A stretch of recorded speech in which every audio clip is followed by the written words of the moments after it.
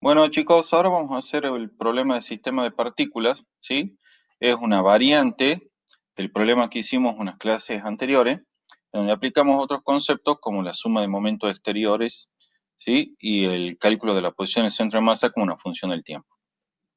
El problema dice, se tiene un sistema de partículas formado por tres masas puntuales de valores m1 igual a m, m2 igual a 3m y m3 igual a 2m. M, chicos, esta M chica es una masa arbitraria, ¿sí? 5 kilos, 3 kilos, etcétera. Puede ser cualquier masa arbitraria. La posición de las masas en el instante inicial y la fuerza externa a la que se ven sometida, cuyo módulo es constante, son las que se muestran en la figura. Fíjense, acá tenemos la figura. Como siempre, nuestro sistema de ejes cartesiano anclado en nuestro cuerpo de referencia con origen O. En ese sistema de referencia tenemos la masa M1 ubicada en una coordenada de 0,3 metros, la masa M2 ubicada en una coordenada de 0, menos 2 metros y la masa M3 en una coordenada de 4 metros, 0. Los vectores de posición R1, R2 y R3 están aquí dibujados. Sobre la masa M1 y la masa M3 actúan fuerzas exteriores y esas fuerzas exteriores son de igual módulo y dirección pero sentido opuesto. Vale destacar que estas fuerzas exteriores, chicos, no son pares acción y reacción. ¿Sí? No son pares acción y reacción. ¿Por qué sé que no son pares acción y reacción? Primero aclaro, ustedes podrían llegar a pensar que son pares acción y reacción por lo que son opuestas, pero no, no lo son. ¿Por qué? Porque esta F sobre la masa 1 y esta F sobre la masa 3 son fuerzas exteriores, eso quiere decir que son fuerzas ejercidas por partículas que son ajenas a estas tres masas que están aquí. Por lo tanto, yo ya puedo asegurar que esta fuerza F no la ejerce M3 sobre M1 y esta fuerza F de acá no la ejerce M1 sobre M3. En cambio, la ejercen partículas exteriores a mi sistema. Bien, entonces no son pares de acción y reacción. Por otro lado, me dice que el centro de masa se está trasladando con una velocidad de 3 metros por segundo versor I con respecto a O. El primer apartado me pregunta si el centro de masa puede describir una trayectoria curva que calcula el momento lineal del sistema con respecto a O. Me pregunta si ese momento lineal del sistema es constante y después me pregunta si se conserva el momento angular del sistema con respecto de O. Varias aclaraciones acá. Recuerden que el momento lineal del sistema, chicos, que está aquí indicado, ¿sí? El momento lineal del sistema, que es esta frase de ahí, es el P del sistema, ¿sí? Cuando hablan de momento lineal del sistema, se refiere al P del sistema. El P del sistema tiene diferentes nombres. El P del sistema a veces se lo llama impulso lineal del sistema, momentum lineal del sistema, momento lineal del sistema o simplemente cantidad de movimiento lineal del sistema. Recuerden que el P del sistema es la suma de los M1 por B1, M2 por B2, M3 por B3, etc. Es la suma de todos los P, o sea, de todos los vectores de cantidad de movimiento de todas las partículas que constituyen mi sistema. Entonces empecemos a resolver el apartado A. Para eso vamos a hacer uso de un razonamiento preliminar. Supongamos que nuestro centro de masa no es necesariamente el centro de masa de mi problema, es un centro de masa cualquiera, ejecuta una trayectoria curvilínea en negro, como se ve acá. Esta trayectoria es una curva cualquiera, no necesariamente es una trayectoria circunferencial. Podría serlo, pero puede ser cualquier otra también. Nosotros sabemos de cinemática que los vectores velocidad instantánea para esta partícula que es el centro de masa y cualquier otra, es siempre tangencial a la trayectoria en cada punto. ¿Sí? Entonces, fíjense, el vector velocidad del centro de masa en este punto es tangencial con esta dirección. En este punto es tangencial con esta dirección, en este punto es tangencial con esta dirección. ¿Qué es lo que vemos entonces que ocurre para el caso de una trayectoria curva? Vemos que el vector velocidad va cambiando su dirección en el tiempo. Yo ya les expliqué que para que un vector sea distinto de constante, basta con que cambie o su dirección, o su módulo, o su sentido. Basta con que solo uno de ellos cambie para que ya el vector no sea constante. Desde luego, si cambian dos o tres de esas características, tampoco sería constante. ¿Sí? Pero acá yo estoy en condiciones de asegurar, bueno, mira, la dirección cambia, porque acá es casi vertical el vector velocidad del centro de masa, mientras que acá es casi horizontal.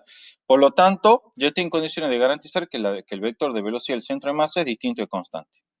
Entonces, chicos, si el centro de masa ejecutase una trayectoria curva, el vector de velocidad del centro de masa es distinto de constante.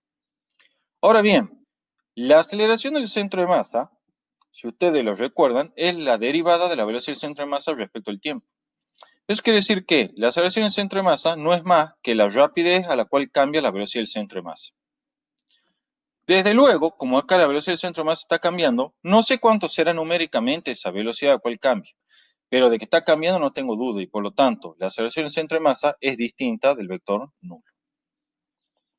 Conclusión, si el centro de masa ejecuta una trayectoria curvilínea, entonces su aceleración tiene que ser distinta del vector nulo. Por lo tanto, yo para saber si mi centro de masa puede o no ejecutar una trayectoria curva, tengo que fijarme si cumple esta condición, que es que el movimiento sea acelerado. Para eso, vamos a aplicar la famosa ecuación que vimos en el repaso, que dice suma vectorial de todas las fuerzas exteriores es igual a la masa total por la aceleración del centro de masa. Las fuerzas exteriores en mi sistema de partículas eran la fuerza menos F y la fuerza F. Entonces la sumo vectorial, ¿sí? En forma vectorial acá. F más menos F igual a la masa total por la aceleración del centro de masa. Despejo la aceleración del centro de masa y me queda F más menos F sobre M total. Esto se canceló, entonces queda igual al vector nulo, que es tita.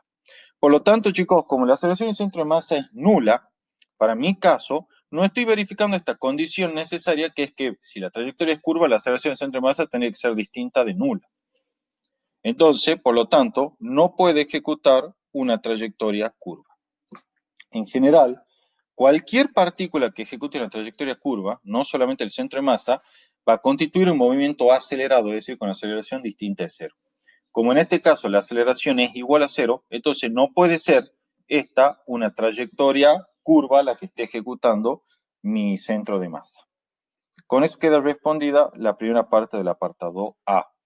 La segunda parte del apartado A me pregunta si el P del sistema es constante y que calcule cuánto vale. El P del sistema, por definición, es la suma vectorial de los M1 por V1, M2 por V2, M3 por V3. O sea, la suma de todos los P de todas las partículas. Y esto es igual a la masa total por el vector de velocidad del centro de masas. Cualquiera de estos dos métodos para calcular el P del sistema me devuelve desde luego un resultado correcto. Sin embargo, este primer método no lo puedo usar porque no conozco ni V1, ni V2, ni V3. Pero sí conozco la velocidad del centro de masa y la masa de cada una de las partículas. Entonces lo que voy a hacer es lo siguiente, voy a utilizar este método de acá. Voy a calcular el P del sistema como la masa total por la velocidad del centro de masa. La masa total es la suma de las masas de cada partícula individual. Entonces, si venimos acá al enunciado, van a encontrar que la masa total es, fíjense, vamos a hacer un acercamiento, es M1 que es igual a M chica, más M2 que es igual a 3M, son 4M chica, más M3 que es 2M, es 6M chica, esa es la masa total de mi sistema de partículas. Entonces, volvamos acá al apartado y tenemos M1 más M2 más M3 son 6 veces M chica. Recuerden que este M chica es una masa. No lo confundan con el metro que está acá en la unidad. La velocidad del centro de masa es 3 metros por segundo versus i, todo en forma vectorial. Cuando yo resuelvo este producto vectorial le queda que es 18m metros sobre segundo versus i. Como esta m chica es la masa, en una masa arbitraria en kilogramos, el resultado va a quedar 18 veces m kilogramos por metro sobre segundo versus i, que es la unidad del sistema internacional para el P del sistema. Ahora bien, pregunta acá. ¿Es constante el P del sistema? Para eso utilizamos nuestra segunda expresión, que es suma vectorial de fuerzas exteriores igual a derivada del P del sistema respecto del tiempo. Esto me está diciendo que la suma vectorial de fuerzas exteriores es igual a la rapidez a la cual cambia el P del sistema. Recuerden que la derivada es una rapidez a la cual cambia la magnitud que estoy derivando. Entonces, esto es la rapidez a la cual cambia el P del sistema, y es igual a la suma de fuerzas exteriores. Pero la suma de fuerzas exteriores ya vimos que era igual al vector nulo.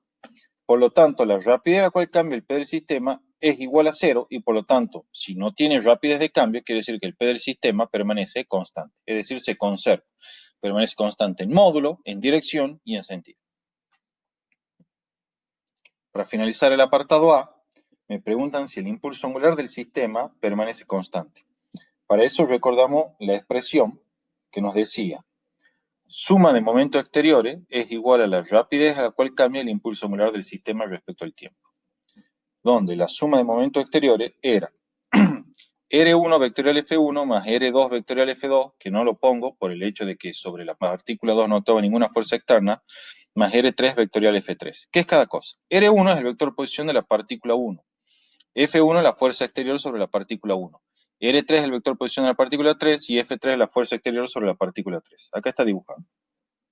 R1, esta es F1, que es igual a menos F, este es R3, y esta es F3, que es igual a F y va hacia arriba. Sobre 2, sobre la partícula 2 no hay ninguna fuerza exterior, entonces no la incluí en mi suma vectorial porque ya sé que es nula su producto vectorial.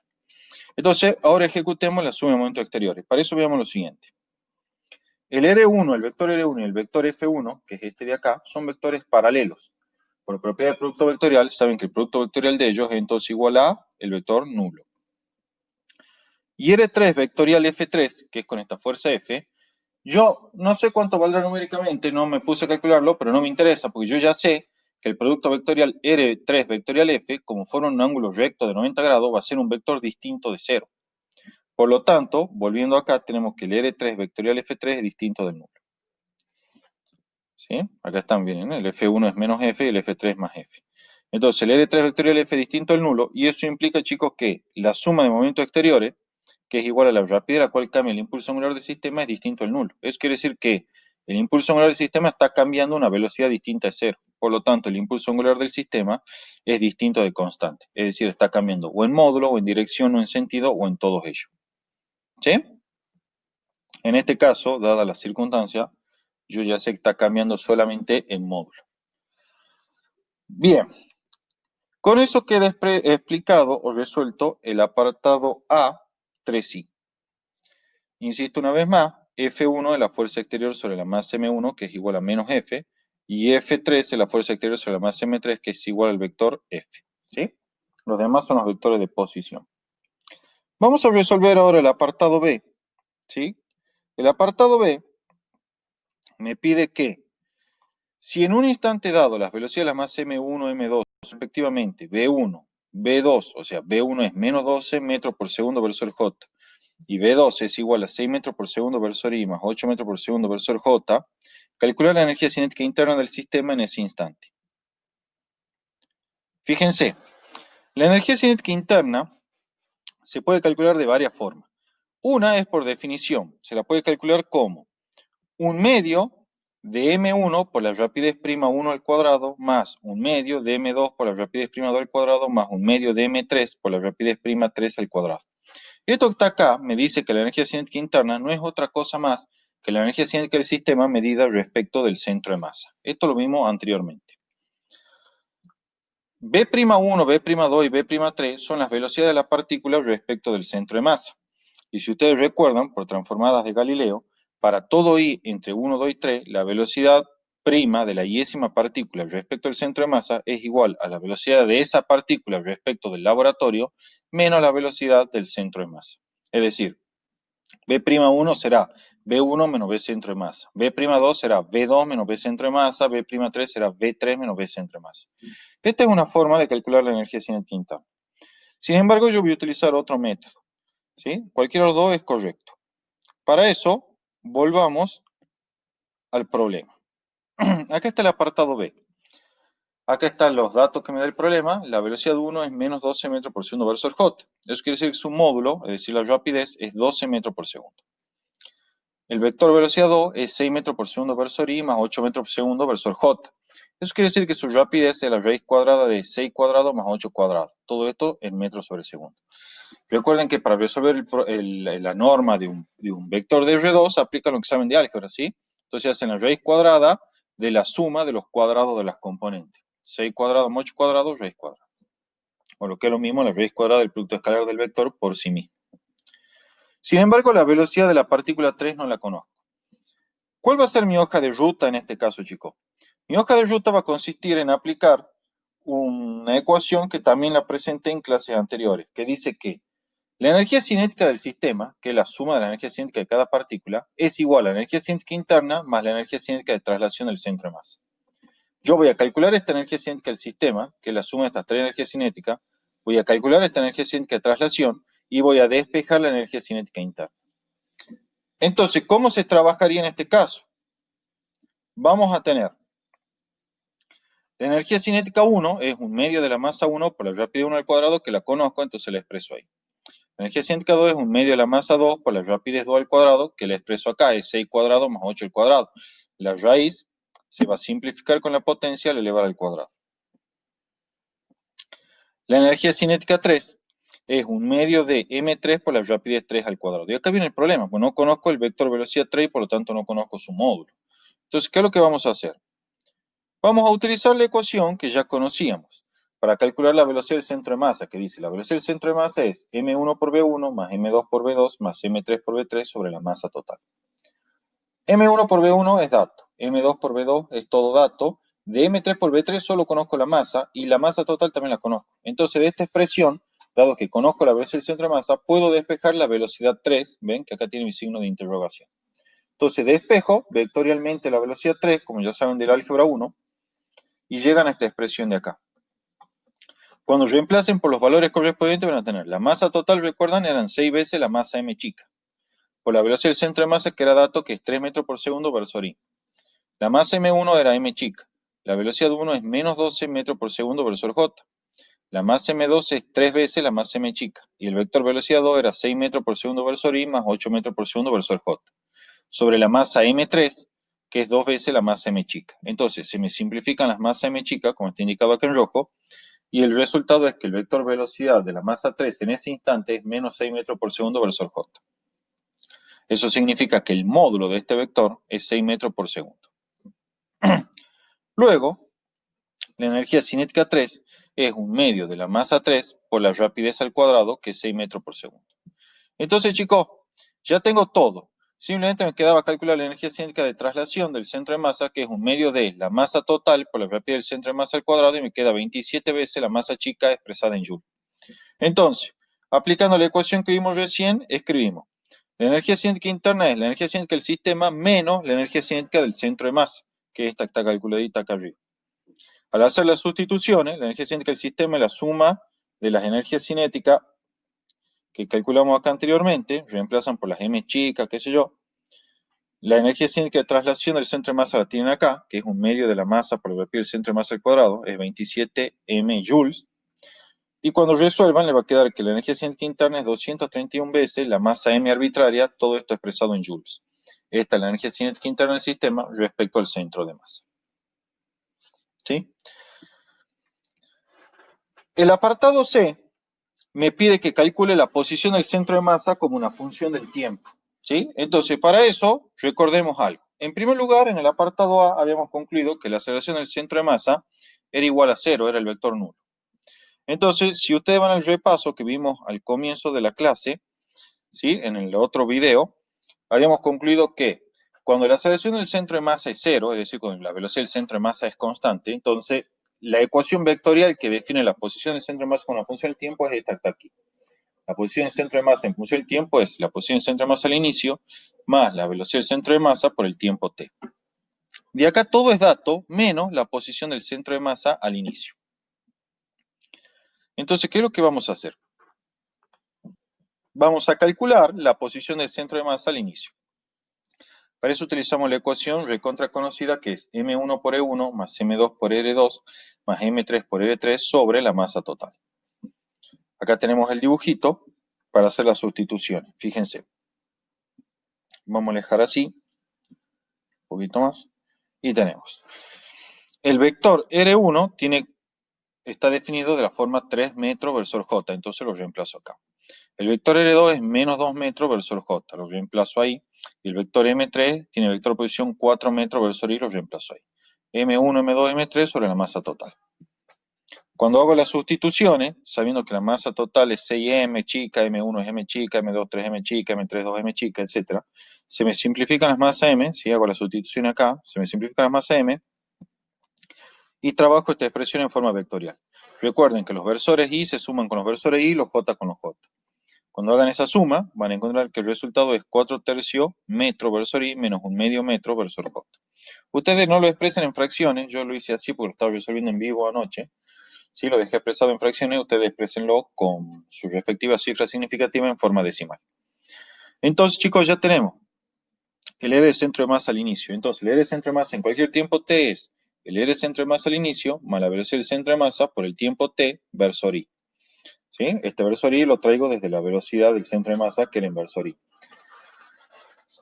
De vuelta, todo lo que tiene versor Y con lo que tiene versor Y, los J con los J. Entonces, sumo esto que está acá, 4/3 de metro versor Y, lo sumo con el 3 metros por segundo por T versor Y, y me queda esta expresión de acá. Saco el versor Y como factor común. Y este que está acá queda solito, entonces menos un medio metro versor J. Entonces, esta es la expresión para la posición del centro de masa como una función del tiempo. Desde luego, una vez que han obtenido esta expresión, si quieren calcular la posición del centro de masa en cualquier tiempo t, por ejemplo, en 5 segundos, lo único que hacen es reemplazar el t por los 5 segundos. Evalúan y le va a quedar un vector en términos de la componente I y J, ¿sí? Que le va a dar la posición del centro de masa en ese instante de tiempo. Fíjense que la forma de la posición del centro de masa, como una función del tiempo, cuando vayan al repaso, creo que también lo nombré, en este caso, como la aceleración es cero, es totalmente análoga a la forma a la que tiene o que caracteriza la posición de una partícula con movimiento rectilíneo uniforme, que era la x de t igual a la x inicial más la velocidad por el tiempo. Bueno, para finalizar el problema, vamos al apartado D. En el apartado D no nos vamos a complicar mucho, directamente lo voy a leer desde acá. Le dice que ahora sobre la masa M2 está actuando una fuerza exterior, F2, que es de esta forma, menos 2F versor I. Esto vectorialmente me está diciendo lo siguiente: actúa en la dirección del eje X, por eso está acompañada del versor Y, y en sentido negativo, por eso está el signo menos. Entonces mi fuerza F2 es esta en verde, que va hacia la izquierda, en sentido opuesto al eje positivo de la X, y paralelo a dicho eje. Desde luego que está marcado el vector R1, R2 y R3. El problema me está pidiendo, en el apartado D, ¿cuánto vale la aceleración del centro de masa del sistema ahora que está actuando esa fuerza F2? Entonces, de vuelta, la suma de fuerza exteriores vectorial es igual a masa por aceleración del centro de masa vector. Despejamos la aceleración del centro de masa de acá y me queda suma vectorial de fuerzas exteriores sobre la masa total. Hagamos la suma vectorial de fuerza exterior. Esas fuerzas exteriores son la fuerza F1, que es menos FJ, que actúa sobre la masa 1. La fuerza FJ, que actúa sobre la masa M3, más la fuerza F2, que es menos 2F versor I, que actúa sobre la masa M2. Estas fuerzas se cancelan porque son opuestas, las primeras dos. El resultado será entonces, la aceleración del centro de masa es menos 2F sobre 6M versor I igual al vector nulo. Con eso está calculada la aceleración del centro de masa. La segunda pregunta es, ¿qué pasa con el P del sistema? Me preguntan si permanece o no constante el P del sistema. Para eso empleo esta expresión de acá, que dice, suma vectorial de fuerzas exteriores es igual a la rapidez a la cual cambia el P del sistema. Entonces, la suma de fuerzas exteriores, ya vimos del apartado de hace un ratito, que es menos 2F versor I, y esto era distinto del nulo. Esto quiere decir que la rapidez a la cual cambia el P del sistema es distinta de cero. Por lo tanto, si está cambiando con una rapidez distinta de cero, quiere decir que el P del sistema es distinto de constante, porque está cambiando. Entonces quiere decir que el P del sistema, chicos, no es un vector constante. Está cambiando o en módulo, o en dirección, o en sentido. ¿Sí? Para finalizar, el apartado 3i me pregunta si el impulso angular del sistema permanece o no constante. Para eso yo utilizo la conocida expresión que vimos a tener en el repaso, que dice que la suma de momentos exteriores es igual a la rapidez a la cual cambia el impulso angular del sistema respecto al tiempo. Yo aquí ya determiné con antelación que era igual al vector nulo, pero veamos a qué se debe eso.